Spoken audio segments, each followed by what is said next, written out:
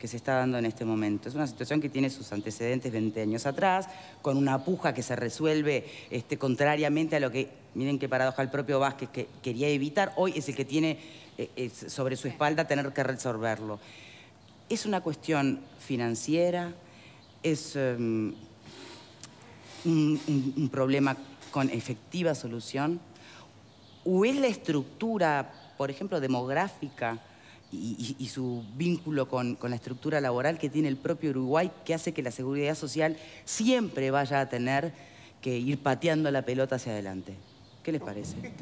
Este tema puntual, a mi juicio, es fruto de la imprevisión de la ley original que crea el sistema de la SAFAP del año 96. Es decir, allí se establece un sistema que en los hechos funciona perfectamente desde cero, ¿verdad? Pero como había un grupo de trabajadores afiliados al BPS que los agarró, digamos, a mitad de camino, esa población no está contemplada, digamos, al término de su vida laboral activa, no se contempló ese periodo que ya habían transcurrido como trabajadores al momento de jubilarse. Quiere decir que alguien que empezó con el sistema nuevo a los 18 años no va a tener ningún problema cuando se jubile, porque todos sus aportes y la forma de capitalizarse de la SAFAP le va a corresponder la jubilación que le toque. Las personas que los agarró ya afiliados al BPS, con X años de afiliación, hay una cantidad de dinero que no va a estar en la SAFAP. X cantidad de dinero, la cantidad de dinero equivalente a los años que estuvieron en el sistema viejo. Ese es el agujero del sistema. Y no se previó, como tendría que haberse previsto, en la ley original. Porque era muy claro que había trabajadores. ¿No se previó por qué? Porque tal vez los legisladores en aquel momento eran jóvenes y la jubilación eventualmente era un tema que no los tocaba. ¿Por qué? No sé, pero claramente es un problema de imprevisión. Porque esto se sabía que las personas que tenían 30 años en el momento que empezó a regir la ley, cuando se iban a jubilar iban a faltar 12, 15 años de aporte. O sea, es una cosa tan clara, tan diáfana, pero entonces, ¿es el tema, fue la imprevisión en ese momento o es el tema mixto per se? No, es la imprevisión en ese momento, porque el tema mixto per se, si uno agarra a alguien de cero, digamos, empieza a los 18 años y se jubila a los 65, tiene la mitad de aporte de AFAP, la mitad del BPS, cuando le va a jubilar le toca tanto por el BPS, tanto para AFAP. Punto, ahí no hay problema. ¿Coincidís? Sí, yo creo que sí, que hubo evidentemente esos gaps, esa brecha en un montón de gente que no se contempló y que creo que hay que solucionar de alguna manera. Ahora, que la pirámide demográfica en Uruguay afecta, no solo por esto, porque la está afectando y va a afectar a los futuros, las futuras generaciones, la tenemos, y además el BPS, antes de la SAFAP, ya está anunciando, ya daba déficit, etcétera. Entonces, la mano viene por el lado de que nosotros como pirámide demográfica tenemos un problema serio. Y nadie, y yo creo que un tema que es clave en todo esto, que es a futuro, la edad jubilatoria. ¿No hay que subirla? Bueno. Es un costo político que nadie ¿Hay que hablar de eso? Y claro que hay que hablar de eso. A mí me parece justamente en este contexto de cosas que están cayendo arriba de la mesa que hay que hablar del asunto en particular en el marco de asuntos generales. La seguridad social, según tengo entendido, que hay especialistas que nos pueden auxiliar en la materia, es un asunto de debate a nivel global, planetario y en particular en los países más desarrollados. ¿Cuáles? Aquellos donde las personas mueren más viejas y donde por esa misma razón, porque tienen mejor calidad de vida, tienen menos hijos, ¿verdad? Ese es un tema, está arriba de la mesa y es un asunto del planeta entero. Asimismo digo que sobre este asunto puntual de los cincuentones, yo hasta el momento he escuchado matices acerca de cuál debe ser la solución, qué tan profunda, qué tan frágil y hasta cuestión de tiempos. No he escuchado de verdad voces que digan esta situación no es injusta y por lo tanto de algún modo hay que atacarla. A todas luces luce como un problema que el Estado, nosotros, la sociedad en su conjunto, debemos solucionar. Bien, pero hay economistas y hay especialistas que critican esta solución. Entonces, la solución, pero no el problema. ¿Lo hacen desde la insensibilidad? A ver, en el fondo de todas las cuestiones, el punto acá es de dónde sale la plata y hasta cuándo va a alcanzar la plata, hasta qué generación va a alcanzar. Y después que se arreglen los que vengan después. ¿Qué va a pasar con los que vengan? Ahí me parece que están algunas de las dudas que a mí me genera. Hay que recordar también que cuando se aprueba este sistema, el sistema de la seguridad social tambaleaba, ¿no? Entonces yo creo que la urgencia era tal que no permitió prever la letra chica que decía Graciano, que me parece que comparto plenamente, nadie pensó. Celebro... Creo que hubo voces en el momento que lo alertaron igual, claro, pero no fue el gran tema de debate. No se plasmó la ley, pero yo recuerdo en aquella época fue un debate Claro, todos los días. puede ¿Se ser. acuerdan? Y hubo voces que marcaban debilidades de distinto tipo, esta entre ellas. También hay que celebrar un poco la actitud que tuvo el presidente de la República en segunda instancia, porque recuerdan que la primera actitud había sido, bueno, esto no fue un problema nuestro, nosotros no estábamos de acuerdo. Creo que ahí hubo un giro interesante en por lo menos buscar una alternativa. Bueno, no fue un problema nuestro, pero ahora lo tenemos que acomodar. Permitime una pregunta para empezar con los invitados, que después vamos a la solución en sí misma, pero este giro que tú mencionas. Sí. Finalmente, ¿a qué responde? ¿O es un caso más en que la sociedad civil termina marcando la agenda a los partidos políticos y a los gobernantes? ¿Qué piensan? Bueno, no sé, Rita, si querés explicar primero agradecer eso. que estamos acá. Hace meses que vinimos y dijimos, vamos a ir por todo el país, vamos a explicarle a la gente lo que está pasando. Estamos perdiendo entre 30 y 35% de lo que son nuestros aportes. En mi caso, yo ya estoy jubilada, puedo decirlo asegurando lo que estoy diciendo. Y, bueno, en el caso si no hubiera sido por toda esa nuestro, movilización, ¿creen que hoy estaría el tema en estudio? No lo sabemos, no lo sabemos, pero el caso es que al detectar el problema, al tener constancia del mismo, empezamos a alertar y a movernos todos los trabajadores, todos los jubilados, por todas partes, a bajar los 20 años de mentiras. Acá había un problema, esto no era la gran panacea. Esto era un verdadero problema y así consideramos que lo entendió el presidente de la República. Esa es la forma en que nosotros vemos las cosas. Bien. Y en cuanto a la solución en concreto, ¿qué les parece? Bueno, yo creo que en realidad lo que pasó, coincido con algunas de las cosas que se dijeron en el panel. Creo que en el año 96 todo el mundo sabía de que estos trabajadores, que en ese momento tenían menos de 40 años, tenían solamente 20 años para ahorrar en el sistema de ahorro individual, digamos. Sí. Y que esos 20 años no iban a alcanzar. Sin embargo, el legislador en ese momento, a pesar de que avisamos, y no fue poca la difusión que se le dio, porque incluso hubo una recolección de firmas para ir a un plebiscito por esta ley. Por lo tanto, hubo toda una discusión a nivel nacional durante varios años, porque fue lo que se llamaba en aquel momento el camino largo para llegar al plebiscito, porque teníamos dos tipos de... o sea, en ese momento había un camino muy largo que incluso la Corte Electoral anuló muchas firmas porque había gente que había firmado más de una vez y no se llegó. Bueno, no, era para modificar algunos artículos de la ley 16.703. Los artículos más nocivos, que por eso fue tan difícil explicarlo en su momento. Pero lo que queremos decir es que en ese momento la Organización Nacional de Jubilados y Pensionistas y el PICNT avisó que esto iba a pasar. En ese momento era un pronóstico que hacíamos. Decíamos que la primera generación y que la futura generación iban a tener una rebaja porque la ley del año 96 fue una ley de recorte, una ley de achique. Digo, ahí se cambió, no solamente se crearon las AFAP, se cambiaron las causales jubilatorias, se cambió la forma de calcular la jubilación, hubo muchos más requisitos para poder acceder a algunas prestaciones. O sea, la ley 16.713 es una reforma que es mucho más que la creación de la AFAP propiamente dicha. Entonces creo que ahí hay un problema que se origina en el año 96.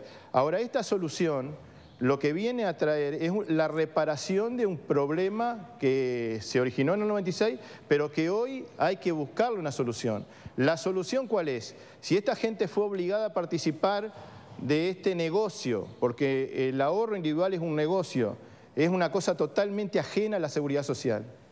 En seguridad social, que es un derecho humano, no puede haber lucro. Por eso uno de los principios que nosotros defendemos es que la responsabilidad del Estado. La responsabilidad del Estado para garantizar ese derecho humano fundamental. Bueno, el Estado tiene su propia FAP, ¿no? A través del Banco República.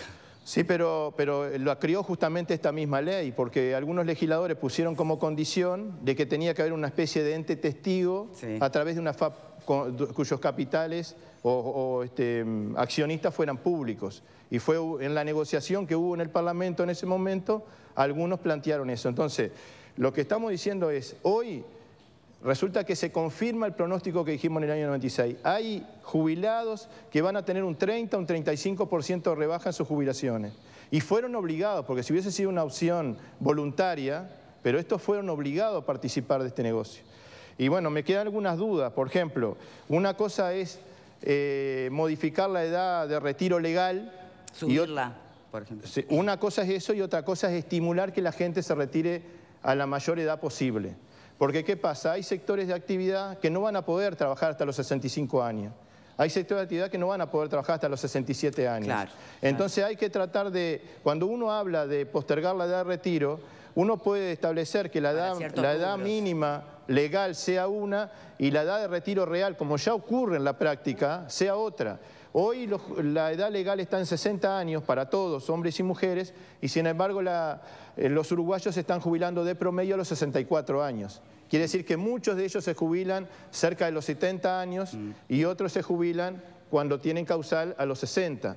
Pero el promedio de la edad de retiro hoy, teniendo una edad legal de 60, es de 64. Lo que tenemos que tratar es de dar estímulo para que la gente siga trabajando y aquellos que no pueden seguir trabajando se puedan jubilar en la edad legal. Por otro lado, también discrepo un poco con la aseveración de que a los jóvenes les va a ir bien con este sistema.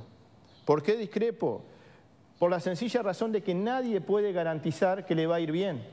Y eso ya solo alcanza, por la incertidumbre que tiene el sistema, para poner un signo de interrogación con las nuevas generaciones.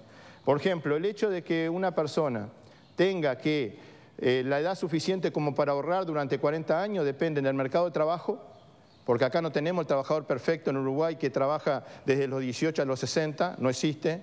Tenemos un problema también de cómo funciona el sistema, porque las AFAP cobran una tercera parte del aporte que hace el trabajador mensualmente, por lo tanto las comisiones son muy elevadas y la rentabilidad que logran no alcanzan a cubrir, por eso pasa lo de los cincuentones, no alcanzan a cubrir esa pérdida que tienen a través del pago de las comisiones los trabajadores. Entonces, nadie puede asegurar, ni siquiera una AFAP podría asegurar que a los jóvenes le va a ir bien con este sistema. ¿Querías decir algo sobre esto último, García? Todo ese punto y de alguna manera también retomar una cosa que había dicho Alfredo y creo que se engloba con esto.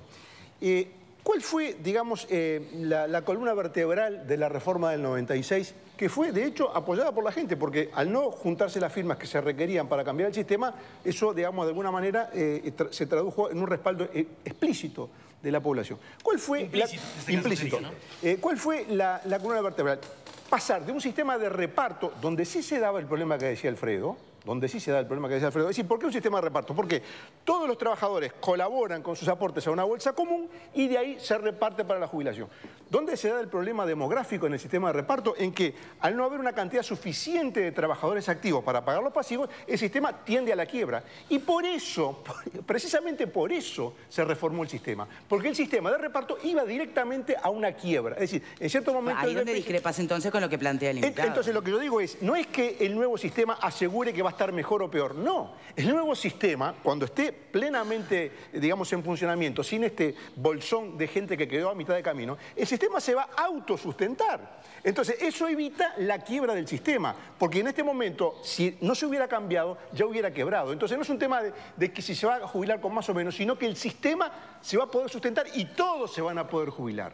¿Por qué no está de acuerdo? No, por supuesto que no estoy de acuerdo, porque lamentablemente acá, yo no terminé de decir, hay una cantidad de factores para el cálculo de la jubilación del ahorro individual que le ofrecen al trabajador solamente incertidumbre. Por ejemplo, está la tasa de interés técnico, la rentabilidad, la comisión que cobran y también la tabla de mortalidad que ahora, a partir del 1 de enero, va a ser dinámica y se va a actualizar en forma, digamos, automática. No van a tener que actualizar la tabla de mortalidad por una resolución del Banco Central, sino que esa tabla de mortalidad se va a ir actualizando en forma automática. Pero además... se habla de que iba a colapsar el sistema de ahorro, de reparto. Y no se habla de que en el sistema de ahorro individual, el Banco de Seguro del Estado, el año pasado, perdió 50 millones de dólares y este año, en un semestre, perdió 50 millones de dólares. Y el Banco de Seguro del Estado, que es una aseguradora pública, está pagando las prestaciones de las AFAP a pérdida. Por lo tanto, habría colapsado también de no ser solventado. El nuevo régimen de ahorro individual, que supuestamente no iba a tener los problemas que tiene el sistema de reparto, porque acá hay dos subsistemas.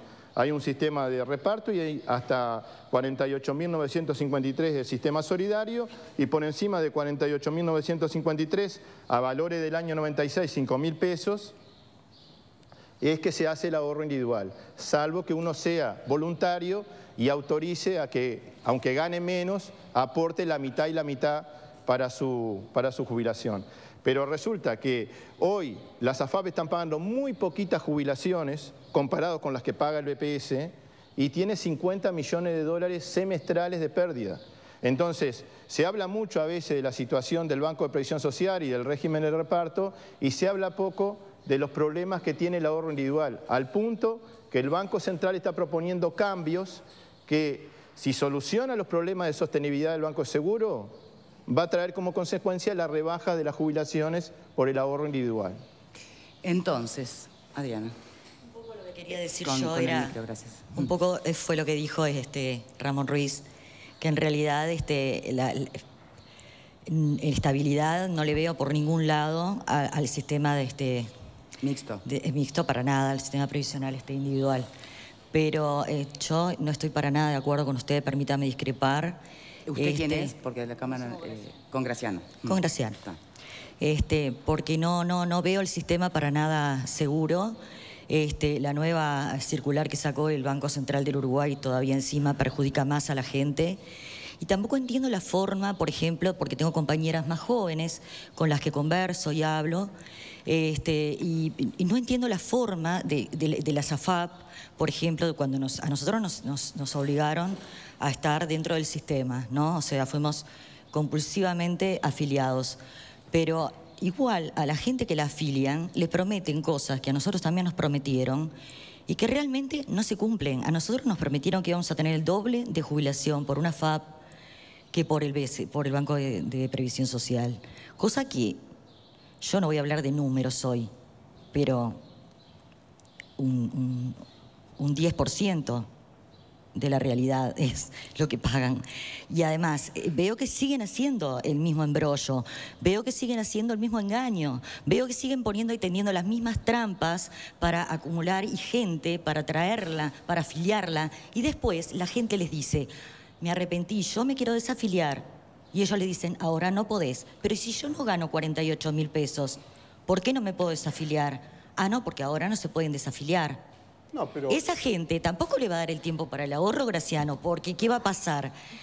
Que como no llegan a esa cantidad donde les empiezan a descontar, ¿quién sabe en qué época de su vida laboral van a llegar a los 48.000 pesos? Porque hoy ganan 15 o 18. No, está bien lo que dice ella, pero desde que está en vigencia la ley, yo no sé si fueron 2 o 3 veces en que se abrió, digamos, para cambiarte esa especie de corralito, vamos a llamarlo de esa manera, ¿no? Para usar la expresión del mutualismo, se abrió ese corralito legal y dice, bueno, usted iba al BPS. Yo creo que todos los que estábamos más o menos en edad prejubilatoria, hicimos la gestión. A ver, ¿a usted le sirve más quedarse como está o le sirve pasar al BPS? Si le servía pasarse al BPS en función de los cálculos de jubilación de la FAP y del BPS, la gente se pasaba. O sea, se habilitó en más de una ocasión. Quizás ahora, con este tema, vuelva a habilitarse otra vez una situación parecida que le permita a gente que sacaría menos jubilación con el régimen nuevo, pasarse al régimen anterior. Hacemos una pausa y ya venimos, y dejo plantear la pregunta, ¿cuánto se ha politizado este tema, que en realidad remite básicamente a números, y si la cercanía de las elecciones puede llegar a apurar una decisión que una vez más no termine de ser la más ideal, ¿no? Si es que existe alguna, o si tenemos que ir por el camino de lo menos malo. Pero no remite solo a números. Pausa y ya venimos.